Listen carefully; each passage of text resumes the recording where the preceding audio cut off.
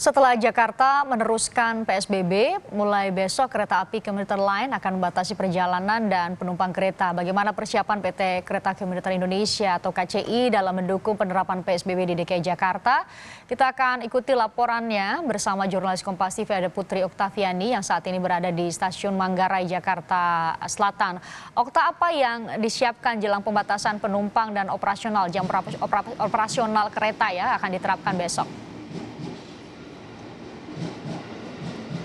Ya, selamat petang Christian dan juga saudara. Memang beberapa peraturan ini sudah diterapkan oleh pihak Kereta Komuter Indonesia untuk menyambut bagaimana nanti pemberlakuan PSBB yang akan dilakukan oleh yang sudah diputuskan oleh Gubernur DKI Jakarta Anies Baswedan. Tadi sejumlah peraturan memang sudah ditetapkan, antara lain untuk mengubah jadwal atau jam operasional kereta dari pukul 4 sampai pukul 21 waktu Indonesia Barat. Kemudian juga untuk kapasitas penumpang ini dibatasi hanya boleh 74 penumpang saja tiap satu gerbong atau sekitar 45% saja. Nah, terkait dengan hal ini kami sudah bersama dengan salah satu penumpang yang biasa menggunakan fasilitas kereta.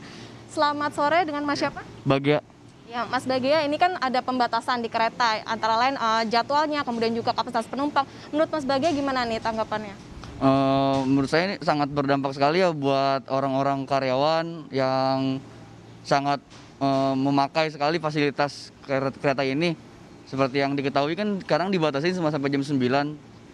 Jadi kan kalau semakin dibatasi, jadi orang-orang semakin buru-buru, justru malah nggak ada physical distancing, malah semakin cepat atau ketinggalan, malah jadi menumpuk di dalam keretanya. Sekian, terima kasih.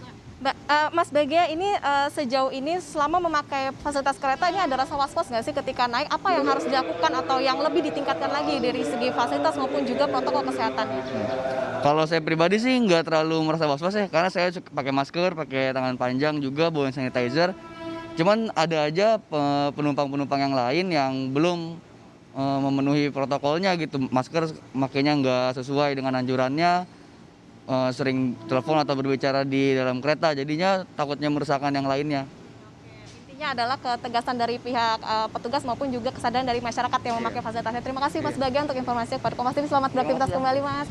Ya, Christian dan juga saudara, itu tadi perbincangan kami dengan salah satu pengguna kereta komuter yang memang yang disoroti adalah bagaimana nanti ketika masa PSBB juga kembali diberlakukan, begitu ini tetap dijaga protokol kesehatannya dan juga kesadaran dari masyarakat. Tentunya juga selain dari aturan-aturan pembatasan dari segi jam operasional maupun juga kapasitas penumpang, ini juga yang disoroti adalah terkait dengan pemakaian masker yang tetap harus diberlakukan seperti itu dan juga dilarang untuk berbicara atau menggunakan telepon genggam ketika berada di dalam kereta. Selain itu juga untuk yang lanjut usia seperti itu, ini hanya boleh menggunakan fasilitas kereta ini di luar jam sibuk, ya, ini pukul 10 sampai pukul 14 waktu Indonesia Barat. Selain itu juga anak balita dilarang untuk menaiki kereta. Nah, sejumlah aturan ini diterapkan tentu saja supaya transportasi umum tidak menjadi klaster penyebaran virus COVID-19. Meskipun nanti ketika masa PSBB yang akan diberlakukan pada 14 September, ada pembatasan untuk jumlah karyawan yang boleh masuk atau beroperasi di tempat kerja mereka. Untuk yang swasta non-esensial ini hanya boleh 25% saja. Tetapi tetap ini semua diberlakukan, protokolnya tetap diberlakukan secara ketat agar tidak menjadi klaster, karena kita tahu di Jakarta sendiri penambahannya setiap hari kemarin kalau kita pantau penambahannya sekitar 800 sampai 1000 kasus positif COVID-19 yang terjadi. Christian. Okta, singkat saja, lantas bagaimana dengan pengawasan? Aturan sudah ada, dibatasi 75% WFH ya, 25% yang dibolehkan bekerja untuk di luar dari 11 sektor. Bagaimana dengan pengawasan? Adakah informasi pengetatan pengawasan juga untuk mereka melihat bagaimana ketaatan para penumpang terhadap protokol kesehatan?